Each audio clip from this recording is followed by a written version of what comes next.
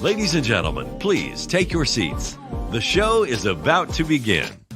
I will always feel something. I will always feel.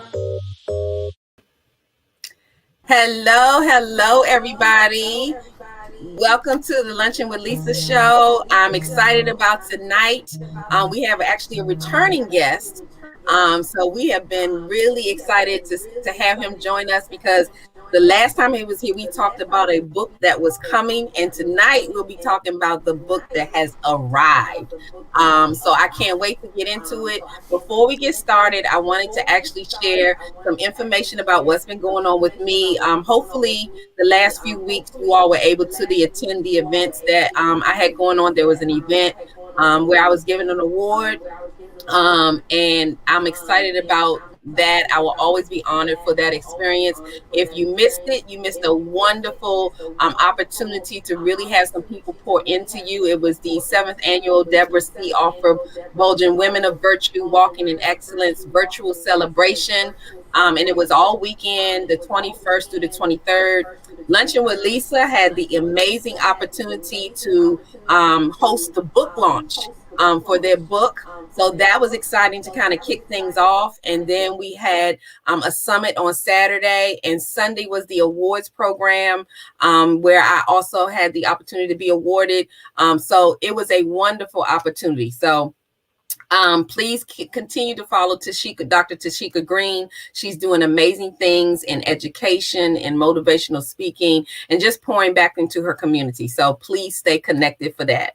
So that's another thing that was going on. I also have been showing you all about a movie that I was cast in called Old School Rollers. And I'm hoping that a lot of you have gotten an opportunity for the several viewings that have been going on. So before we get into introducing you to our returning guests, I wanted to just run a little trailer or video about what's coming up, because there's a brand new screening coming up November 7th at the Magic Johnson Theater. And the exciting news about that is you all know that I have Dove Style Magazine. So Dove Style Magazine is excited to actually be covering that event. Not only that, I'm in the movie, so that's exciting too. So it's exciting. I want you all to go out there and get tickets. You can get the tickets on Eventbrite.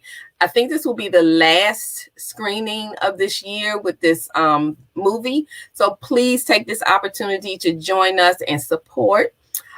So before we get into the guests, let's go ahead and check it out, and then we will be right back. Hey, guess what? I got my ticket. Me too. Me too. Me too. What the heck? Me too. To the hottest film of 2021. It's called Old School Rollers. I'm fired up. So where is this happening at? It's happening November 7th at 4 p.m. at the AMC Magic Johnson Theater. Man, count me in. Tickets are only on sale at eventbrite.com. You do not want to miss this event. Peace. Sponsored by Right here on 96.3 WHUR.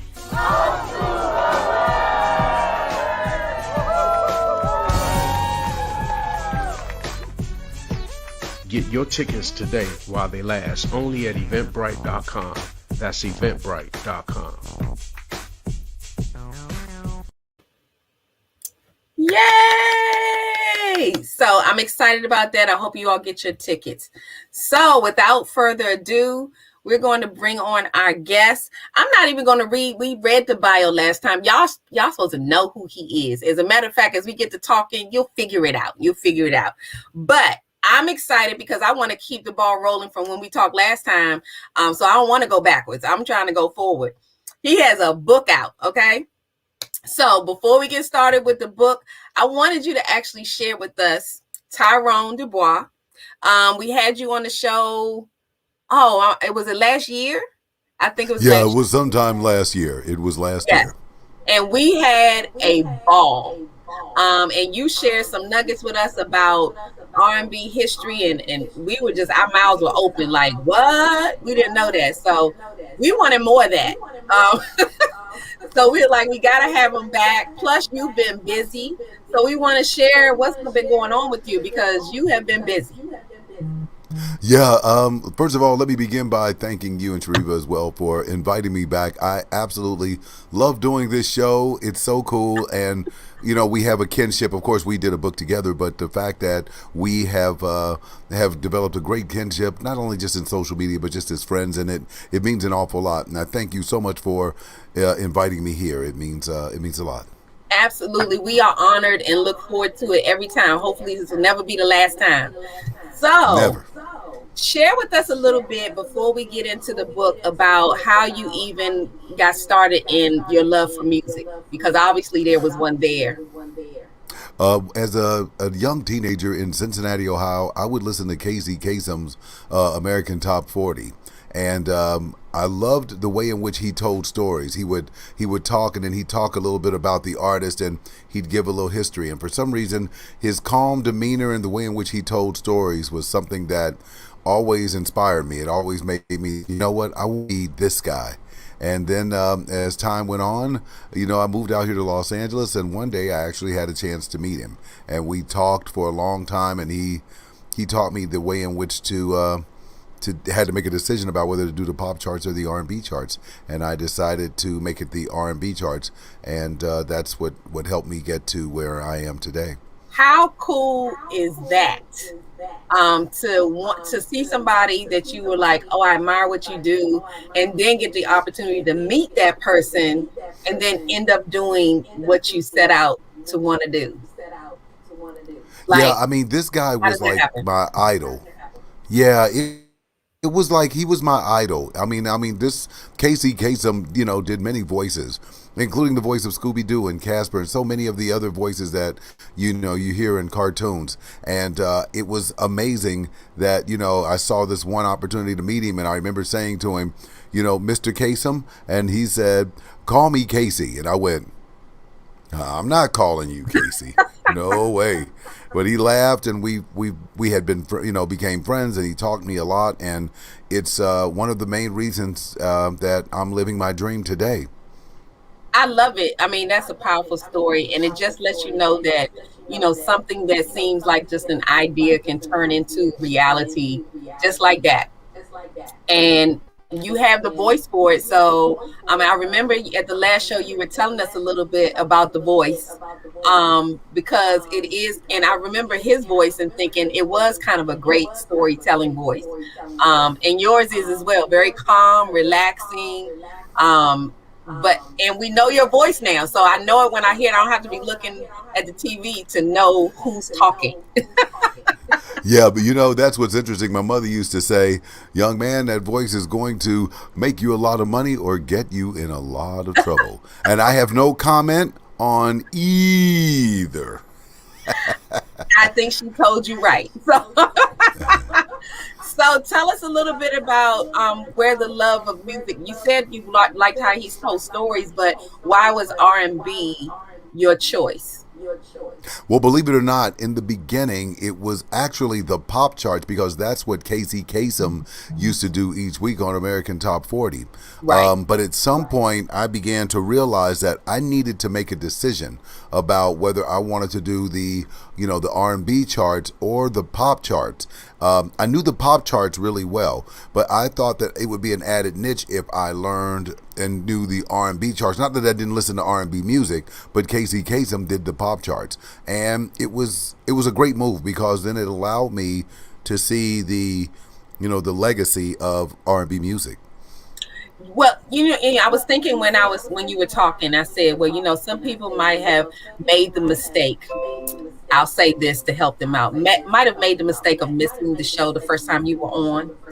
So let me help them out. I'm gonna go ahead and give them a pass and let them know who they're talking to. So the next time you come on, there are no excuses. So if you all don't know who joined Luncheon with Lisa, and we are so honored to have him back because he is a busy man. So we love having you on. The last time we had so much fun that Sharif and I, before you came on, we were just like, okay, this is not even going to feel like work or anything because we just had a good time. So for those who don't know, as America's premier R&B historian, Tyrone Dubois, am I saying your name correctly? You are indeed. I love to say the last name. I know you get that a lot, but it's like Dubois. I know, it's okay. He's an award-winning radio host, music commentator, and pop culture expert, as you've been hearing us talk about. A documentarian of Black culture, he is well known for his R&B's past and present. And this is a little background because we're going to talk about this book, which tells a little bit about the author that we're going to speak about, because I want to know what's going on in this book. So I wanted to share with you that you may be familiar with his voice. He has a show called Timeless Tracks. So you may be familiar with his voice there. He also dispenses daily doses of R&B tidbits of knowledge on Cheryl Underwood's radio show, helmed by the Emmy-winning talk show host, I think, of CB's The Talk. That's where Cheryl Underwood is. If you all missed the first show, you missed a whole lot. We can't go backwards. He shared a whole lot of wonderful information about R&B music and history. I know I talked with my mom after the show, and I was like, Mom, I didn't know that. I thought I knew some stuff, but you really schooled me. So that's a little bit about who we talking about. If you all have heard of Unsung, you have heard him, you have seen him. He has shared some nuggets on any artist. I can't even name all of them, but I know that you have some information in this book. So let's go a little further deep into how you got to Unsung, and then how this book came about. Well, from the Unsung standpoint, there was a gentleman named Michael Jacque who wanted me to do a Sly and the Family Stone. He wanted me to do the red carpet as a host there, but I had just had surgery and I had cancer, and I said, well, let me see if I can make it. I think he wanted me to do the Ray Parker one first, but when Sly and the Family came up, I told him yes. I sat next to this gentleman who was asking me questions about R&B history, didn't know who I was sitting next to, and he was asking me, when we were talking about Sly and the Family Stone, he asked me whether, he just was wondering whether they had any platinum singles. And I said, no, but they had a number 24th and 25th biggest song in the 70s. And I'm telling him that. And he goes, well, what about the Supremes? And then he said the Temptations. And finally, I said, look, sir, the first platinum single in history was Johnny Taylor, Disco Lady, 1975. And then he was looking up. He said, well, who was number? And I went, Kiss and Say Goodbye, the Manhattans. And then he said, how do you know all this stuff? And then so I told him I did this show. And I gave him a card, called me, and told me to come to this place. I had no idea who he was. And I was speaking to the executive producer of Unsung. And that's how I got on the air. Wow. Yeah. Just like that. Just like that, yeah. Well, so you never know who actually, you're talking like to, that, right? That's right. But I was going to say that just like that had to do with all that information you knew. Yeah, Just no, like exactly. That, and all those questions. Yeah, exactly. And that was it was great for me because it gave me the opportunity to do what I love best, talk about R&B history. And I wanted to distinguish myself from many people who said they were music historians, and I didn't want to say I was a music historian. I wanted to say I was an R&B historian, a person who specializes in R&B, which I, distinctly does something different. Doesn't mean I don't know the rest of it. It just simply means I focused on R&B music. Their music is R&B music. That's important. Yes. And I look, I'm amazed the things that you share with me. Even just now, you dropped some nuggets, and you kind of we went past it real quick, but I didn't know that Casey was the voice of, you said Scooby-Doo? Yes, he was the original voice of Scooby-Doo. Shaggy and Scooby, as a matter of fact. And he told me the story, and it was a very interesting story, and it was the fact of he was going to do this show, and he had actually another name for it. And by the time he got home, he heard the Frank Sinatra song "Strangers in the Night" on the plane from Los Angeles to Detroit. And at the end of the song, it was Scooby Dooby Doo, and he said, "I'm going to name the show after that." And he was the original voice. Oh my good, because I'm a Scooby Doo Shaggy fan. I love Scooby Doo. If you listen to the original Scooby Doo's, just listen to Shaggy's voice. It's Scooby Doo. I have to do that. Shaggy is actually Casey Kasem. Yeah, you can hear it if you think about Casey Kasem. Yeah, that's his voice. I love it. See, that's what I'm saying. Yeah, if y'all are missing some true nuggets. And I know more than me watch Scooby Doo. So don't even act like y'all stop lunching. Y'all watch Scooby Doo. So tell us a little bit, because you have been busy. We mentioned that, but you've been busy with finally this book is out. Not only do I want you to tell us a little bit about this book, we're going to get into the book, but we also want to talk about some of the awards. Lately, I've been seeing, I don't know when you sleep, because you are either being awarded or you're somewhere doing something. So tell us about it. First of all, let's talk about this book. Yeah, the book was done during the pandemic. I remember being at a red carpet event where a publicist, I had spoken to her, and she said, "Tyrone, you're already legitimized by being an R&B historian." She said, "But a book would solidify you, because people want to know that there's an author that has some sense of, authority on the subject in which they speak about all the time." And so every single day I just wanted to decide what kind of book I wanted to do. So what I did was I made the book based upon, I called it The Four Seasons of R&B, because it's based upon the 60s, 70s, 80s, and 90s, which, by the way, was the most important part of R&B music, because in the 50s it began, in the 90s it sort of ended the way in which we thought it was in the past. So yeah, it was very interesting. So I said I was just going to do a book based upon what I believe to be my top 10, and it went well. It went so well, in fact, that my book was at #1 for about 5 weeks, which was kind of cool. And look, I'm forever grateful, and it means so much more than you can ever imagine that people would actually, be interested. I had people waiting. Look, when we talked about it the last time you were on the show, I was like, I can't wait. Just let me know when it comes, and I am on it. So I will share with everybody that I bought 2 copies now. One of them is mine. No, you cannot have it.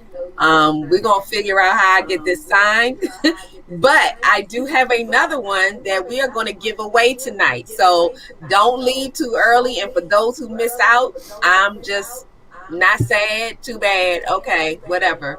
But somebody's gonna get a good copy of this, but I'm not giving mine away, so only one for tonight. But we gonna definitely let you know where you can go get your copy.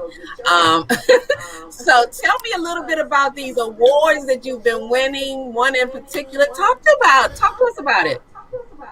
Yeah, last year, I won the Hollywood African Prestigious Award for Best Voice Actor here in Hollywood, which was great for me. I did a movie that I had to learn the lines in all of one day by a 14-year-old girl who was feeding me the lines. That particular film was up for nomination for Best Lead Role for independent film, and a few days ago, I won, making history at the Hollywood African Prestigious Awards for the first time a voice actor won with a movie the very next year. So it was a great night. Probably one of the true highlights of my life. Awesome. And that's just one of many, right? Do you have? Yeah, what's interesting is that I thought that this, during the pandemic, I really needed to kind of reinvent myself some sort of way. I did not want to be the same person again. And part of, this studio that I'm in over here also included, a table and had all the books out. And I just said one page a day was what I was going to do in regards to the book. It helped me a great deal. And it also helped me keep my sanity. I'm sure for everybody trying to figure out something to do. I just said I was just going to reinvent who I was to some degree. And, it included not just the book, but, building a studio here and, doing a promo reel and some other things that I thought was, so important for me to be ready once we came out of this pandemic. Absolutely. And if you all are not following him, please do. But be prepared because he doesn't sit still too often. So you better catch a glimpse real quick because he is moving and grooving over there. But I think this is a gem. I mean, just having a conversation with you about what you know and the history. And I think we talked about this before, but I always had a love of music because my mom, when I was younger, she loved Motown. So that's just what we cleaned house to. It's just what was playing all the time. And then when I moved to Atlanta, I lived in Atlanta for a while. I'm in Maryland now, but in Atlanta, I heard all kinds of music. So even now I will sing things and my husband's like, how do you know that song? Like, who knows that song? And I was like, I know all kinds of music. I moved to a beat. As long as there's a beat, I'll catch on. Now I love the words too. I do listen to words, but music just makes you feel good. It really kind of gives the energy of the room, changes your mood. It's a lot with music. So yeah, music tells you really the story about your life. If you think about it, it's one of the things you can listen to a certain song and it places you in a time in your life and tells you where you were, who you were with, what you were doing. It may tell you about a loved one or somebody you used to love or a sad time, a happy time. But music is your life, and that's one of the things in which I learned. And what made my book unique is that I gave people 4 different decades, of music that they listen to. So tell us a little, and we can't give them everything because they need to go out and get the book. But what are some things that you can mention in here about what they're going to find in this book? Yeah, what you're probably going to find, Lisa, is that many people believe that they're for example, in the decades of the 80s, they would have expected people such as Whitney Houston, Patti LaBelle, Anita Baker to all be in the top 10. But I can tell you that they didn't even come close of the top 10 of artists in the 80s. They didn't even come close. And but what makes the book unique is that I'm not too far off from what the official charts are. And what made my book unique is that I didn't just use the Billboard chart.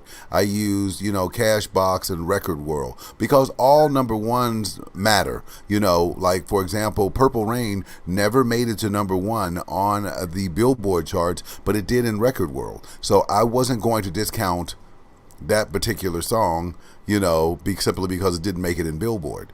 Every number 1 counts for every artist, and I wanted to make sure that I gave them their proper respect. Well, and I guess everybody doesn't even realize sometimes, because you feel a song, you like it, you listen to it all day, every day, and don't realize it's number 1 in your head, but maybe someone else didn't make it number 1. But I wouldn't have believed that it didn't make it. I didn't even realize that it didn't. So, because Purple Rain was... Yeah, Yeah, and it's funny you mention that, because I heard you say that you lived in one place and then you were in another. The other part of that is that there are different regions where we hear music that they've never heard somewhere else. It's what makes music so unique, Then it was, 8 tracks and records, then cassettes, then CDs, then LimeWire and Spotify. I mean, there's just so many different variables where we've heard music, even now YouTube for a lot of people. Even myself, I listen to it on YouTube.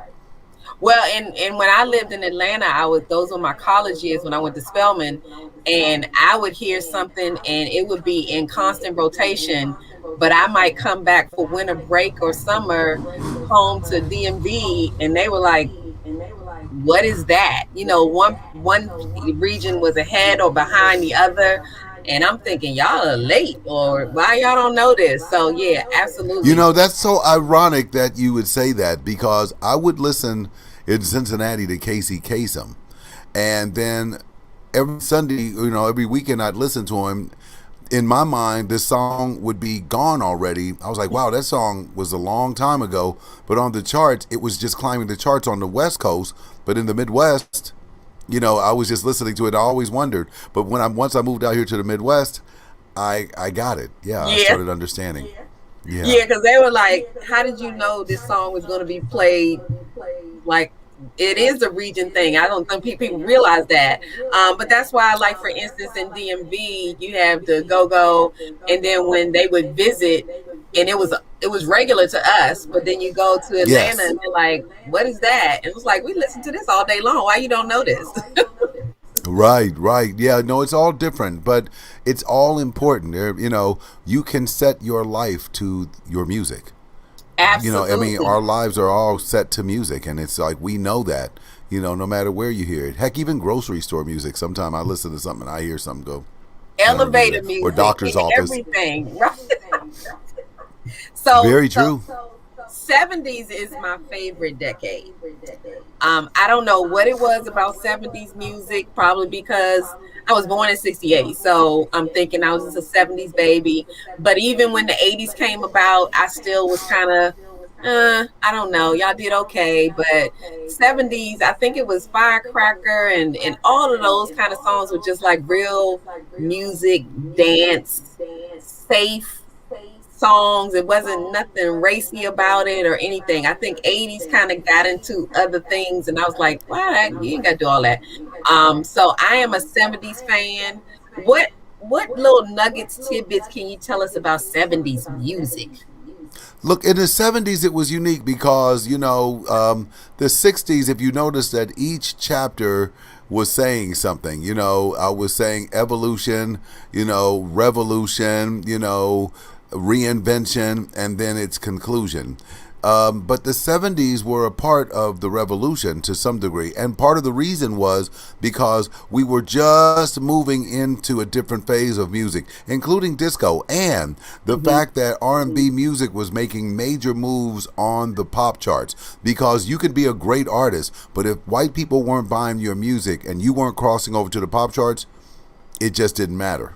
That's true. It didn't have whites, whites. I was just going to say whites and blacks had to buy. Superstars are made based upon both white and black people buying your music. Right. James Brown was doing really well with the white audiences until in the 60s he made the song I'm Black and I'm Proud. And then it fell off completely. Although he was a big star on R&B, and he had over 91 chart singles on the Billboard Hot 100, but he never touched the top 10 again until 25 years later with Living in America, and he got a Grammy for that. Wow. That's very telling. Yeah, it was because, people were, he was in a part of a revolution then where people were concerned, when they were hearing him say a song like that. White people weren't going to buy I'm Black and I'm Proud in the 60s. That was not a he made a conscientious decision to go there. Yeah, he did. Absolutely. So because I'm thinking about why because the the shows that used to come on like Temptations, and was that 70s? It was the 60s primarily. The 60s is when they made their biggest run, but the truth is that they rolled it right into the 70s. Not as big, but Motown was bigger in the 60s. And it was a machine when you had Marvin Gaye and the Temptations, the Supremes, and Smokey Robinson and the Miracles. There was a lot going on in this one place in Detroit that was a machine. Well, and that was such a part. Those shows were so popular because I actually enjoyed them because I think it kind of filled in the gaps because I came in at the end of the 60s. So I was just kind of fascinated with where all of this came from. The whole Motown story is just fascinating to me. And one of the best places I visited was Hitsville. I definitely want to go back. It was just kind of surreal. I think if people get a chance to just go one time, they will just really kind of embrace it's just a whole movement that I think we should know as far as our history and music and stuff. That's why I love talking about music and talking to you about just all that because I'm just amazed, and I don't even know what the question is I want to ask as far as like, how do you know all of this stuff? My daughter told me recently, Dad, in your head, there's just a bunch of useless information. That's what she used to always say. But when you don't have a lot, or when you haven't lived with a lot, you cling on to something that makes you somehow or another, this is a part of me. And that matters a lot, I mean, like when we did our book, I had to be very transparent about how I lived. But the only thing I had, to hold on to that could belong to me was music. Nobody could take that part away from you. And that's what I did in learning this, this juncture in my life.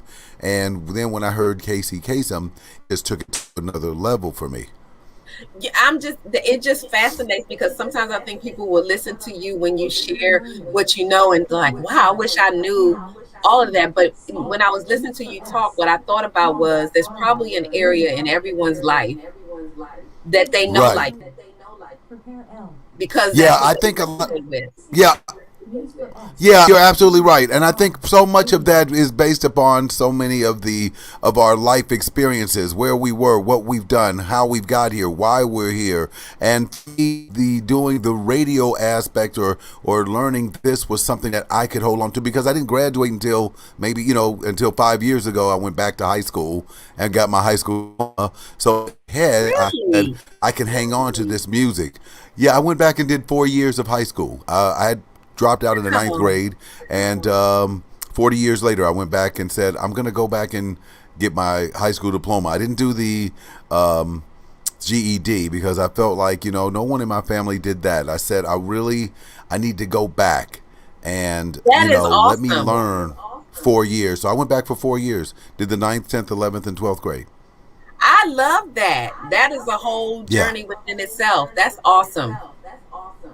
Yeah, it was a journey, but it once again strengthened me but I think once I did that, Lisa, I believed at that point, like, okay, if I can go back and do 4 years of high school and graduate at 56 years old, it's like, I can do anything. That's what I'm thinking now. Let me finish. Absolutely. Yeah. That is such a huge motivator. So let me, I don't know if you remember us talking about this the last time you were here, but you mentioned something about, I don't know if it was a show or something dealing with HBCUs or something like that you were working on or doing. Do you remember us talking about? Yeah, it was HBCU Go TV. I'm doing a show called Do You Know, and it's based on, it's a YouTube channel as well, and I've now got it on the WIN network as well as the Quelly television network, and it's based upon me doing trivia about music from the last 4 decades, and it's really going kind of cool. Yeah, and it's really unique. I really enjoy it. Wonderful. So what other projects do you have going on? And I know it's a long list. I'm working on a show right now, a play right now called Black Dads. I'm doing that along with a couple other people that are in Sheldon Bailey, who's in different television series as well, and it's based on the 4 different fathers who are coming to terms with different parts of their lives with their children. So it was perfect for me because I really felt like it spoke to me to some degree, and that worked out really well. I'm still working with Cheryl Underwood Radio, and that's going well, and I'm blessed to say I just can't even think about or just thank so many people who have given me the opportunity of a lifetime. In all of this, I've learned to just simply stay humble, be kind, and work hard. And I think that's what's gotten me where I am today. Absolutely, because it's always a pleasure to talk to you and hang out with you and find out what's in your head. The music Nothing. stuff. The music stuff we could talk about forever. So you said those are some of your projects going on. So tell us a little bit. This is what I wanted to ask you before I ask you some more tidbits on R&B history. Tell me something that people, and this might be hard. Tell me something that people don't know about you that they would be like, really? Now, you did just share something with me that I don't think you shared before that I think is awesome. But is there something else that people don't know about you that you'd be willing to share that would be like? I for a long time, I really wasn't sure if I was ever going to make something out of my life. For a long time, I really thought I was a loser. I did. And I remember being with someone, I never forgot. We all have turning points when we meet people and things that are happening. I remember going to this station that was, and I had it in the book, Get Out of Your Own Way, where I drove 145 miles every other weekend to be on the radio for the minimum wage.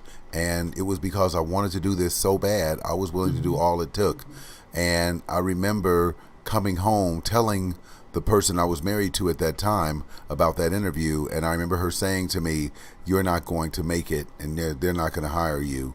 And I never forgot. I went to my car and I started crying. I was like, "No, I'm going to get that job." So that guy hired me, and he gave me the minimum wage, and I had a regular job. I drove 145 miles from my place here in Los Angeles to the halfway place in Barstow, California, every other weekend for 6 years to be on the air, so I could do everything that it took to learn this, this journey, and I never quit, no matter and what. it paid off tremendously.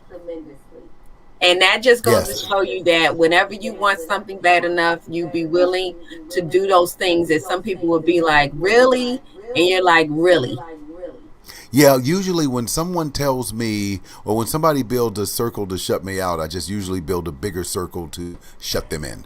And I just felt like in my life that I'm just not going to be denied. Just recently, I had a conversation with someone who said that, Tyrone, you're always busy. And I remember hearing that from some people in the studio. And I told them to make sure that the next time someone tells you that you're busy, you tell them that they can either build with a person who's busy or they can babysit a broke one. Because I'm just not that guy. I'm just not going to do it. At this point in my life, I want to live my dreams. And for a long time, we've denied ourselves the opportunity of doing that because we listen to others. And I just learned never to listen to another human being again for everything in which I've wanted to do. That's powerful. And actually that should be motivation for anybody out there who gets discouraged and thinks that I can't do it. There's no such thing as can't. You won't, or if you're trying, then you can. I mean, so I appreciate that. In my business, Lisa, as being a public figure, you do I'm on national television, and as a public figure, you do these movies and radio and all of this kind of stuff. But the one thing that I can truly tell your audience, I think that I really had to learn: if you're not ready for people to talk about you, you're not ready for success. And that's the one thing that I think I've learned, no matter what's happened. Sometimes you just have to be, not concerned about what everyone else thinks or does, and if this means more to you than it means to everybody else, you'll get to where you want to go. And, I spend an hour a day, at the very least, here in my studio every day. It doesn't always have to be a major. It just simply needs to be done. And that's what I've learned. No matter whether we're doing what I'm doing or what you're doing with this is what makes you better. People always somehow or another try to find what makes them better. I never tell people what makes me better. I always tell them what makes me different. Different always gets me what I want. Yes, I love it. So see, this is why you have to keep coming back, because you keep dropping nuggets like this. I mean, this was what I do this for. So, because I love, just sharing people shine, what they're doing. And you spend so much time talking about all the wonderful things that other people are doing in music and whatever. It's like, it's your turn. Okay. I've learned now to be a giver. Yes. I'm big on that. I just feel like at some point in our lives, we just try to find our niche, something in which we're able to do to help other people. Winning the award a couple of nights ago was pretty awesome.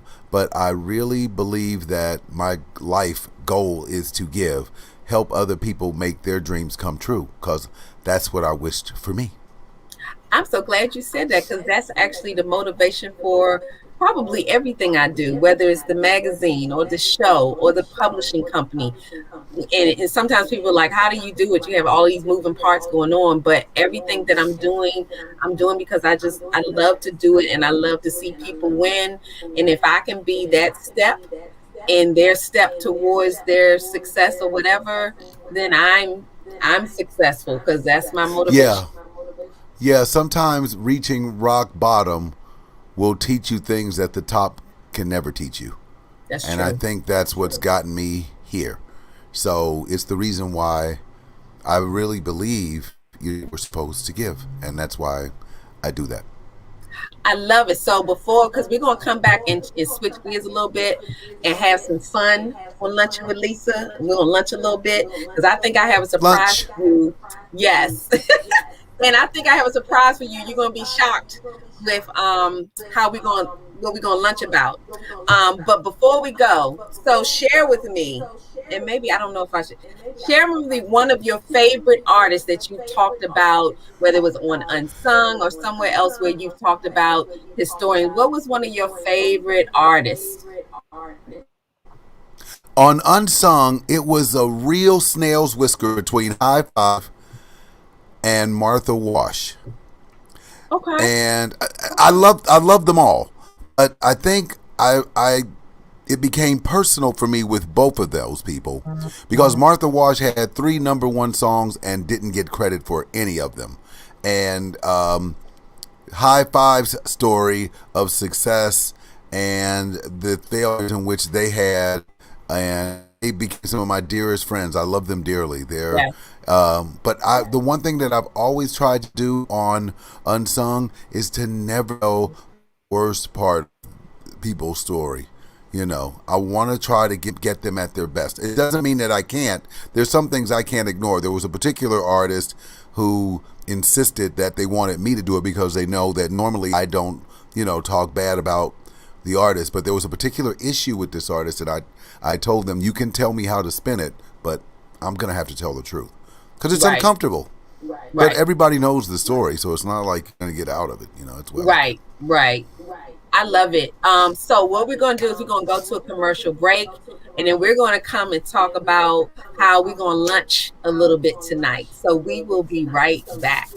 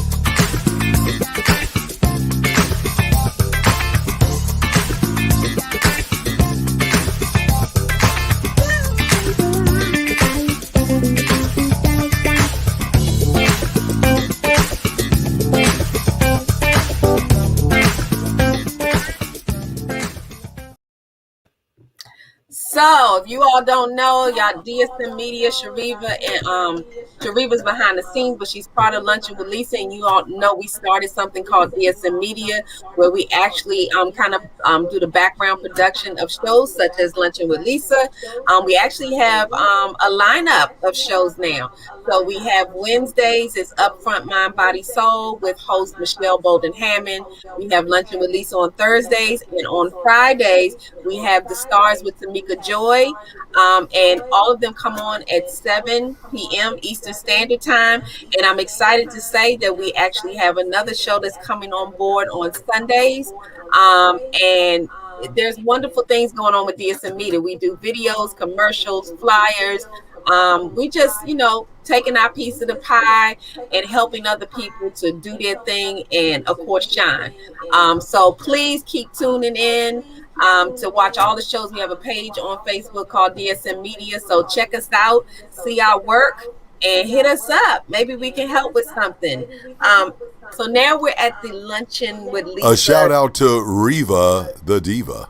Yes, shout out to Reva the Diva. You saw that?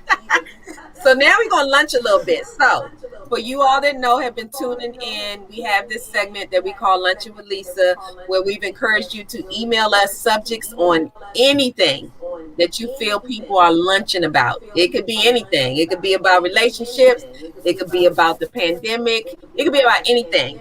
And I have a lunchbox because we are lunching with Lisa. No, there's no lunch inside, but there are topics in here that we drop in as you all send us emails. And then what I do is I surprise my guests with the Luncheon with Lisa topic, and we kind of talk about it. Now, a topic that I came up with for tonight that I think you will recognize when we talk about it is, I don't know if some of you watch Married at First Sight. I do. Yes, I know you do. So I thought you would love this because I was feeling this. I saw you comment on something because I was getting ready to go in on a certain couple, and you were saying it perfectly. So I was like, that's what I'm talking about right there. So if anybody has watched Married at First Sight and remember the couple Chris and Paige, then you definitely know what I'm talking about, because you're talking about a brother that was lunching, okay? All day He wasn't long. lunching. He was digging in. Yes, he This was. one. He was Yeah. interesting, a hot mess. I'm trying to be nice, but I said, well, let's talk about that for just a couple of minutes, because if you all saw, and I just caught previews of it and then had to go back and watch his particular one because I had stopped watching it at that time, but he was awful. Yeah, Absolute you know what? awful. One of the things I've learned, and I say this so respectfully to people, men or women, you know, I always say, like, you're no longer a victim when you know what someone's doing to you. You're a participant. Yes. And, you know, that one was tough. You know, that was tough to watch. She handled that with absolute class. She did. She did. She handled it with class. That was She tough to did. watch, though. Yeah, Now, it so was hard to on a watch. lighter note, because Chris and Paige were like the other side of it, but then there's another couple, Karen and Miles. And I watched them, and it was a situation where in the beginning, yes, Shariva, you're no longer a victim if you know the person that she said sheesh. But with Sheesh. Karen and Miles, it was a situation where she wasn't really, you know, she was taking her time. He was all in, and you would have never thought that they would continue on. But it's amazing what happens on decision day. I've always been fascinated with this show because I don't know that I could ever do it, but I do understand the romantic part of that. Like, it's like romantic, but then not. But I don't know if I would have the nerve. I don't know if anybody would particularly know whether they'd have the nerve, but these people are looking for love. Look, to be fair, some of these people are looking for fame more than they are for love. But what you That's don't true. understand is all of your actions, both good and bad, are displayed for the entire world. And it's almost like a resume of your life. Yes. And Yes, if it's and not you're good, learning on the job, right? if it's not good, this ain't gonna go good for you. It's just not gonna go good.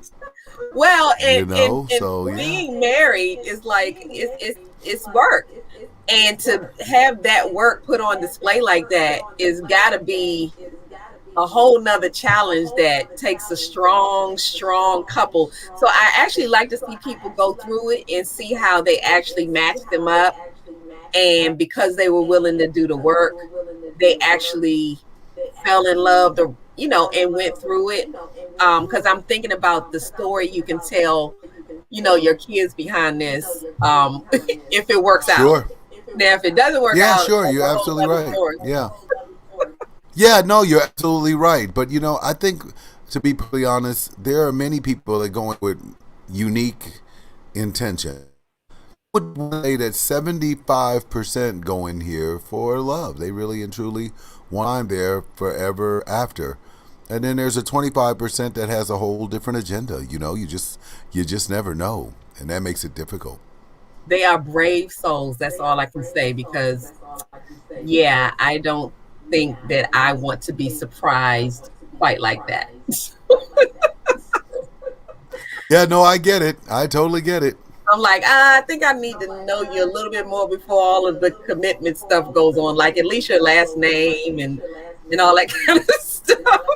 Yeah, I mean, not what's your name when we get up there, Right. But then, there's been couples that actually knew each other, before they got married, which was kind of unique, It's like they even knew each other. It's kind of cool. But then, there was the hippie couple that was on there that were actually, I really was going for them. They were really cool. I love them. Yes. They were both unique. Was that the one who got a tattoo of her? Yeah. Yeah, Before they was actually shocked about stay married. Yes. They were a quirky couple, but I loved them. They were just I loved them both. They were really cool. They were Any cool. guy that would wear a dress or wear a onesie in their marriage, that's my dude. Well, I'm not recommending everybody do that. I'm just saying, Well, and the girl has to be a real trooper and absolutely in love. That's all I can say. And she was a doctor, for God's sakes. That's what was so unique. She was a doctor. It's somebody for everybody, huh? Everybody. It certainly is. It is. It's somebody for everybody. So what we're going to do now is I have a section of the show where we actually highlight a product, because a lot of times I like to just shout out people for absolutely no reason at all. No, they're not paying me. I don't owe nobody. Shout them out. That's right. But I love to shout out people. So I mentioned to you on Wednesday that we have a show in our lineup that we help to do the background production called Upfront Mind, Body, and Soul. So here's a mug that she has. I want you to check it out. You can hit her up and get yourself a mug. She has a wonderful show, Michelle Bolden Hammond, so check her out. I also wanted to shout out Lunchin with Lisa, because we're doing this over here on Thursdays. So I have some water bottles. Y'all, this is the cutest, okay? Yes. Men love cute bottles. Yes. Men love cute bottles. Well, I have one for the men. So y'all know that I have a book out called The Power of Shut Up, okay? And that's my baby. And the power of shut up is a whole mood. I'm hoping that spreads all over the world, because we need a whole lot more of lessons of how to learn when to speak and when not to speak. So I have this mug that says, I'm thinking before I speak. And if we did a whole lot more of that, we would probably be out of a whole lot more mess than we're in. And if y'all lived through the last 2 years, y'all should know exactly what I'm talking about. We need to think before we speak. Absolutely. Yeah, the power of silence is such a big deal. What's interesting? During the pandemic, I have lost a lot of people strangers who I thought were my friends. And, I think for a long time, I think they had always been that way, and I just tolerated it. But as times got different for me, and I saw the true colors of not just friends, even family, that you begin to recognize really wasn't what you thought they were. And I've learned the power of silence. The less you say, the more powerful you are. And I've learned that, particularly as a public figure. I've learned, people aren't looking for what you don't say; they're looking for what you say.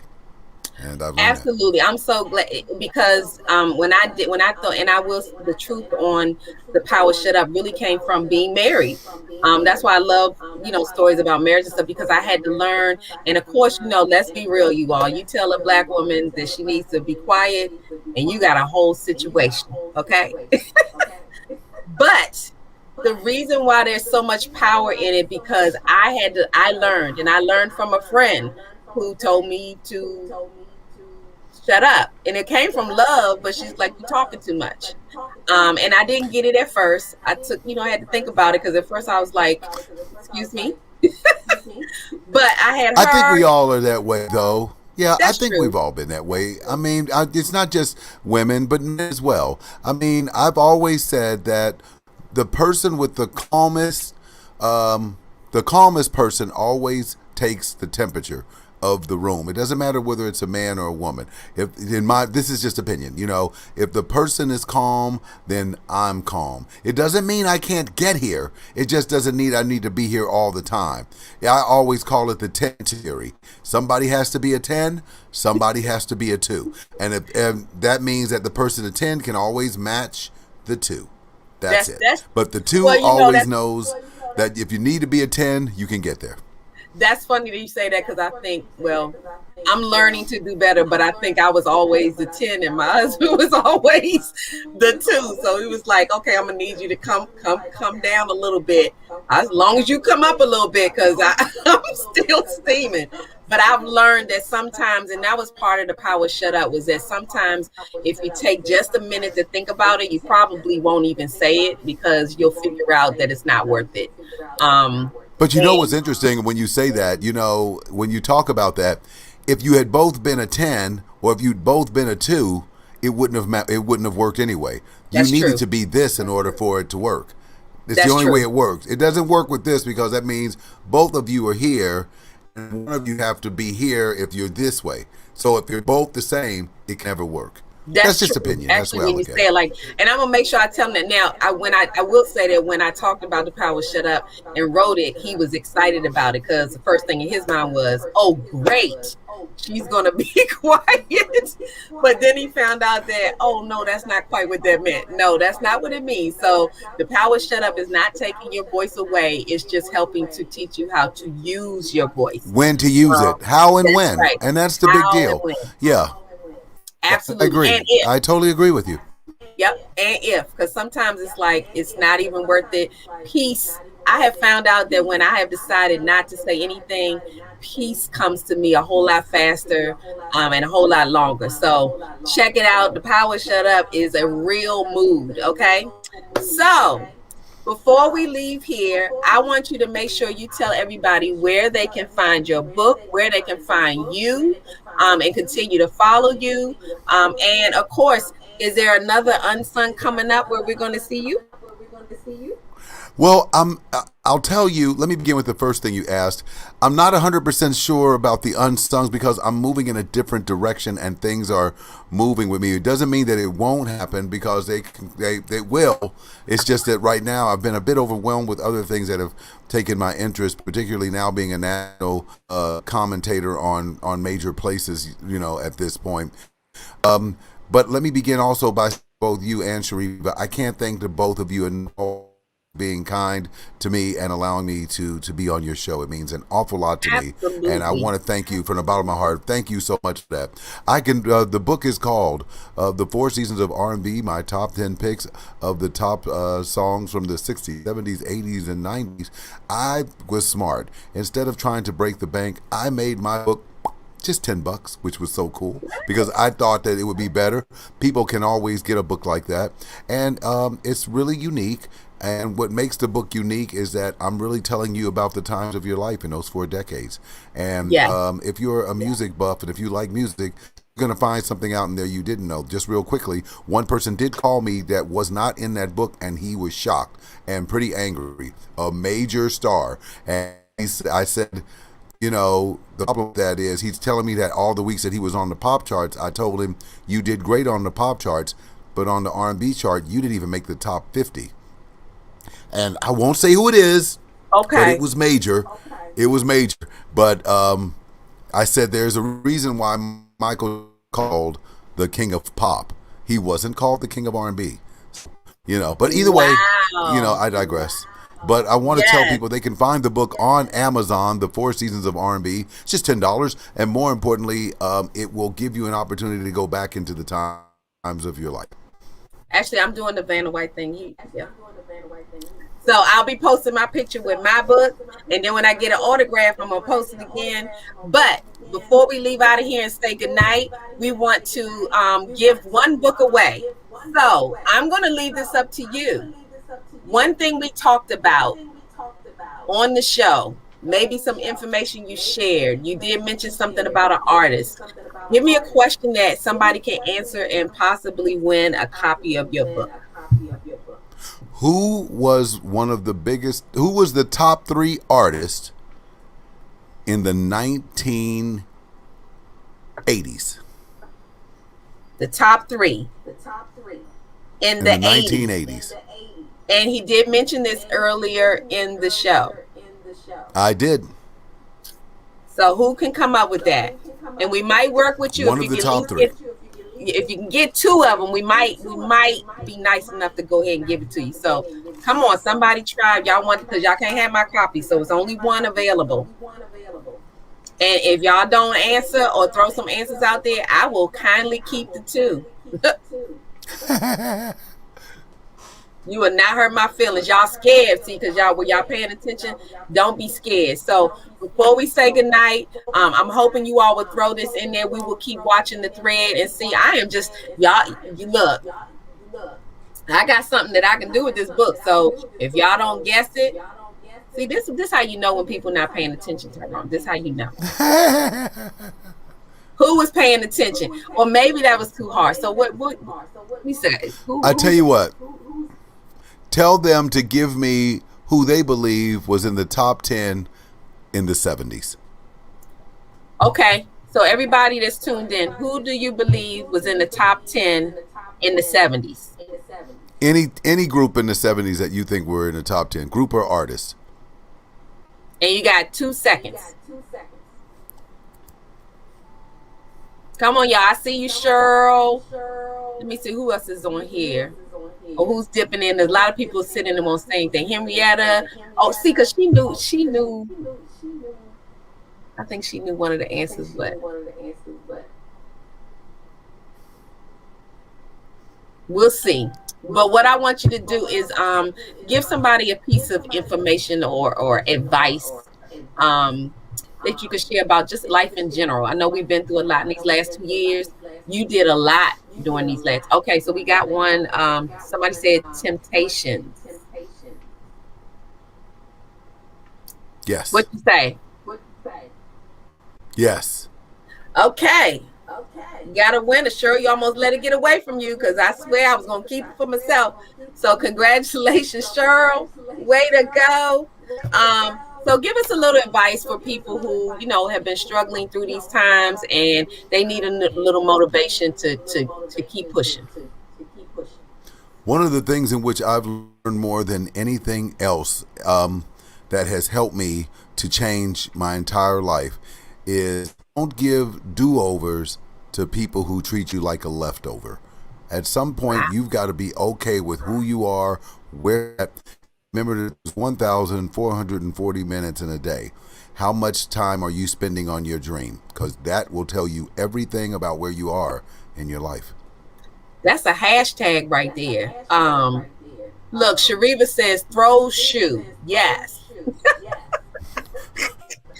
You got her throwing shoes at the screen. I love it. Don't be doing those green balls like that, Reva. I know that's right. Now that's a hashtag. I'm gonna have to get you to put that in the private chat and we keep that. So thank you so much for joining us. You are always welcome.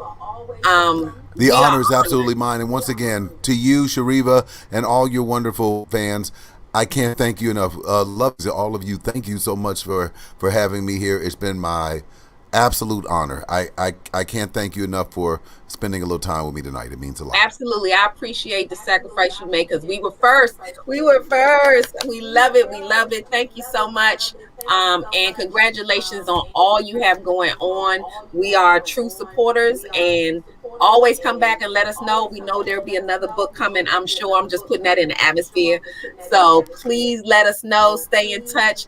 And for all of you all, continue to tune in to Lunchin with Lisa every Thursday, 7 to 8 p.m. Eastern Standard Time. We go live on StreamYard, on Facebook and YouTube. We also have the podcast section where we have Spotify, Radio Public, Apple Podcasts, so you can check us out on your radio while you're driving to your favorite destination. So there's no excuse to miss Lunchin with Lisa, okay? There's always something lunching, so why not lunch with Lisa? So we will see you next week. Have a great evening.